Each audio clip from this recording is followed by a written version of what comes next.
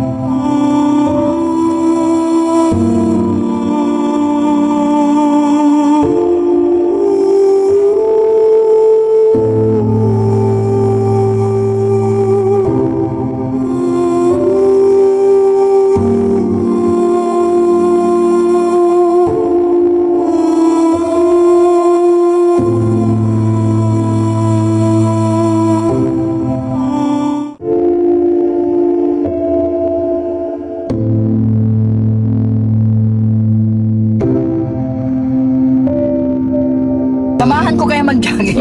Kawawa. Imaan naman din. Ano? Kawawa man sulo-sulo na.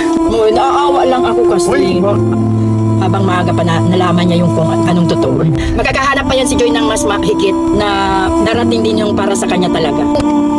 Yung bigla akong naawa, gusto kong yakapin. Kaya baga niyakap ko siya. Kaya ko siyang yakapin. Gusto ko siyang yakapin kasi yung pinagdaanan niya. Nagyapos baga ako. Kasi naawa ako dun sa pinagdaanan niya.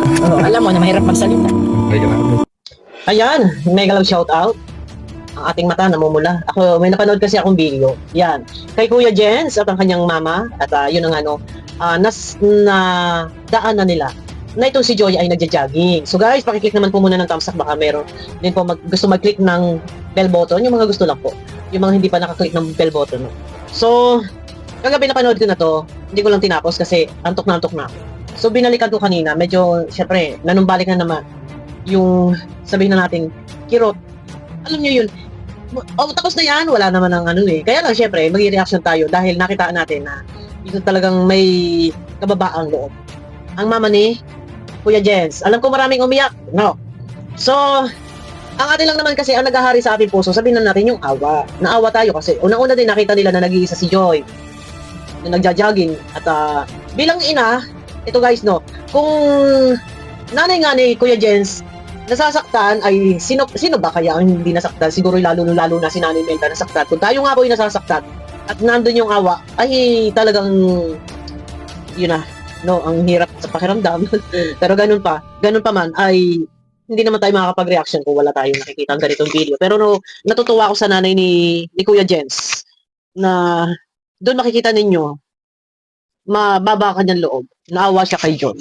Ito guys, no, teka dito ko muna nilalagay ito kasi pagkadikit na dikit sa cellphone ko, pag pinarinig ko, masyadong malagas-las. Ayan tuloy.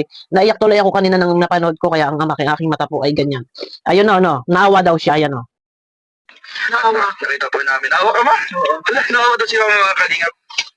Naawa si mama kasi nakita nga si Joy na yun, nag-iisa, nagja-jogging. Pero dahil na rin siguro sa mga nakaraan, alam nyo na siguro yan. No? Hindi na naman natin na binabalikan. Na, yung ito lang, may napanood lang tayo. Ilan si Joy ma? Oo. Ha? Oo. Oo siya. Sige, tingin no. Baba. Tawagin naman. Ayun na At ano na natin So, yun na, excited talaga siya. Gusto niya makita talaga. Si Joy, talagang baba na talaga siya. Hindi pa tumitigil yung kotse, nagtanggal na siya ng seatbelt. No, na-starstruck siya kay Joy. And sinasabi nga niya dito na mabait daw talaga si Joy. Marami nagsasabi na mabait si Joy. Ayun mabait, alam niyo. Mabait-bait. Tapos, gayon nangyari. Eto guys, may pinagbabasihan lang naman tayo dito. Ayan na guys, no. Ito na. Dito na tayo. Kilig si mama. Kinita si Joy. Ano ang sabi mo kay Joy ma? Ano ba? Samahan ko kaya mag-jogging. Sa balo na. Ayan po. Mabait pala siya, mabait siya. Kawawa. Imaan naman din. Ano? Kawawa man sulo-sulo na. Anong sabi mo ba ma? Anong sabi mo? Yun. Mabait. And yun nga, kawawa. Puro kawawa ang nasasabi ni Madier. Kawawa po talaga. Kasi, sino ba hindi nasasaktan? Talaga kawawa po.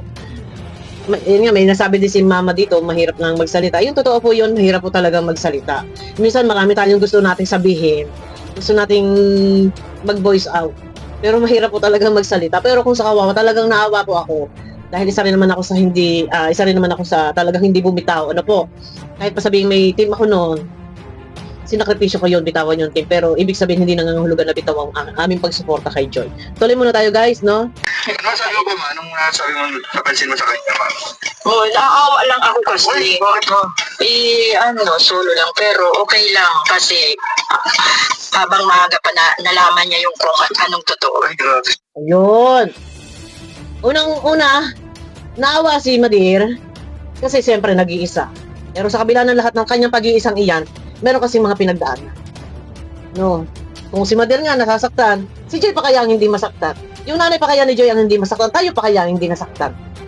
Alam niyo yun, hindi naman kasi yun yung awang parang hindi minahalin. Yung mga ganon.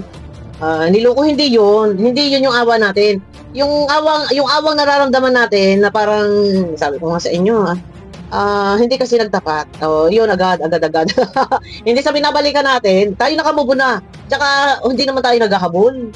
Yung damdamin lang natin, bilang tayo ay nandyan na nagmamahal nga para kay Joy. Siyempre, talagang hindi maiiwasan po. So, may nalabas nga ng ganitong video. So, saludo ko kay mama ni Kuya Jens. Pati naman ako'y naiyak na rin po ng aking mapanood. Tuloy muna tayo guys. Ano sabi mo ba, ma? Anong sabi mo, napansin mo sa kanya, ma? Oh, naawa lang ako Uy, kasi. bakit mo? Solo lang. Pero okay lang kasi habang maaga pa nalaman niya yung kung anong totoo. Ay, grabe si mama. May mga ganyan lang na. Updated ka. Siyempre, Nanonood ka rin pala ng magkakahanap pa yan si Joy ng mas mahigit. Yun. Sabi ni Madir, makakahanap pa raw si Joy ng masigit. Yes, correct. Tama po. Pero pasalamatan lang din talagang hindi. Kumbaga, hindi talaga sila. And pasalamat tayo kasi 11 months natapos agad-agad. Yung 11 months na yan, medyo talagang para sa ating lahat medyo napakahaba na niya, no? At inabot ng 11 months na walang pag-amin. Biglang-bigla, isang iglap, pag natulog lang tayo, pagising natin, no? Buti sana kung ang ending nun ay maganda, ay biglang-biglang putok ang balita. Siyempre, talaga yun. Makakahanap daw ng masigit, ay totoo po. Masigit pa doon na ika nga ay magiging masaya ang ating Joy Diwata. Tuloy. Magkakahanap pa yan si Joy ng mas mahigit. Ay, grabe. Ano ba ang advice sa kanya, ma? Kung meron ka mga advice sa kanya, ma, ano yung masasabi mo sa kanya, ma? Yun, Kunyari, nagkausap ko si Joy, ano yung masasabi mo sa kanya? na darating din yung para sa kanya talaga. Ay, grabe si mama. Na mas higit pa. So ngayon, focus mo na siya ngayon sa Focus muna sa pag-aaral. Gusto mo, sinisira kasi na si Joy, hindi daw mabait. Sabi niya, Yun, focus daw sa pag-aaral. Ano po? So, ito na. Mayroong tanong si Kuya Jens dito. Na anong masasabi mo, ma? Kasi merong sinisiraan si Joy na masama daw ang ugali. Ito po, may sagot si Madir. si mama. Na mas higit pa. So ngayon, focus mo na siya ngayon sa Focus muna sa pag-aaral. Gusto mo, sinisira kasi na si Joy, hindi daw mabait. Sabi niya, iba. Ay, pag nakita niyo si Joy, doon niyo mahirap naman kasi talagang magpilitin yung Yung mga tao na Ayun. Ano masasabi mo na sinusira si Joy na hindi raw mabait? Yun. Mahirap talagang pilitin yung tao na purihin yung kapwa. Isang halimbawa, kay Kuya Brooks, kay Rhea Olarte. Sasabi hindi raw mabait, nagsusuplada. So, ganun talaga yun. Na kahit mabait yung isang tao, kapag ayaw talaga sa'yo, ito twist talaga yun. Malalabasin talagang masama ka. Ganun yun, no? So, hinuhusgahan, ng harap-harapan, na hindi naman kahusga-husga yung tao. No? Hindi pa nila Oo, na hindi nyo nakikita, hindi din Dapat kilalanin muna nila bago nila i-judge. Yun. Ay, ang problema, sabi ni Kuya Jens, dapat kilalanin muna nila bago nila i-judge. Ang problema nga, kahit naman kilala nila, kung talagang isang tao, naghahari doon yung inggit, yung inis, talagang hindi tayo makakaani ng papuri. Kahit kilala natin na yung taong yun ay napakabait noon, napakabuti noon. Pero talaga, kapag ang isang tao, may sabi natin, may lihim na ugali doon sa isang tao, doon sa kapwa, pilit at pilit talaga si Siray. Kahit sabihin natin kilala naman talaga niya yung ugali. Yung kagaya ng ginawa ni Kuya Brooks, no? Pilit at pilit sabihin nagsusuplada, may sabi na Rhea, victim, may attitude. Samantala nung kapuri-purihan, ang ganda, ang bait. Tapos ngayon, sasabihin, a victim, nagkaka-attitude. Kaya, yung panghusga, tama yun, wag agad-agad husgahan. Kaya lang, yung ibang tao kasi, kahit alam nila, na ito talaga yung ugali ng taong ito, napakabait ito, napaka-humble nito, pero kapag mayroong lihim, nagalit sa iba, sisirain, sasabihin hindi mabait. Yun eh, no? Yung bigla akong naawa, gusto kong yakapin, kaya baga niyakap bigla ko siyang yakapin, gusto ko siyang yakapin kasi yung pinagdaanan niya. Kaya pag sabi ko gusto, kaya baga sabi ko sa'yo, nagyapos mag-ako. Yun.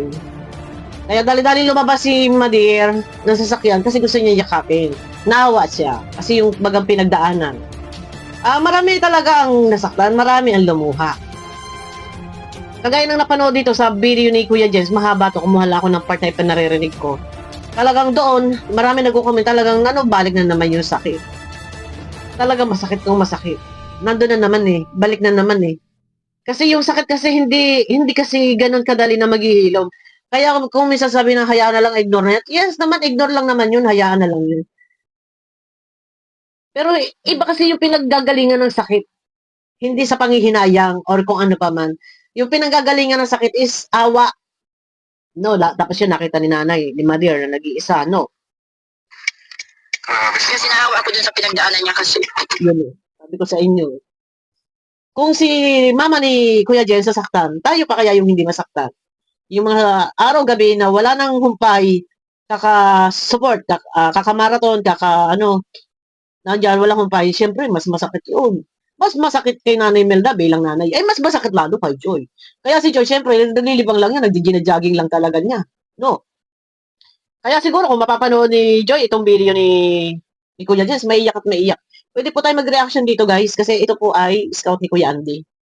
Ano po, si Joy. So, pwede tayo mag-reaction do kay Kuya Andy kung yun ay na-vlog si Joy, ay na-vlog din ni Kuya Jens. Reaction tayo. So, talagang thank you kay Madir. Napandami yung napaluha, ang daming umiyak, isa rin ako naiyak din ako.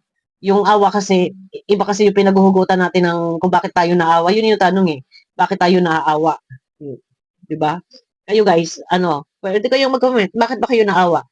Hindi dahil sa niloko siyang hindi sila nagkatuluyan. No, hindi yun. Para sa akin.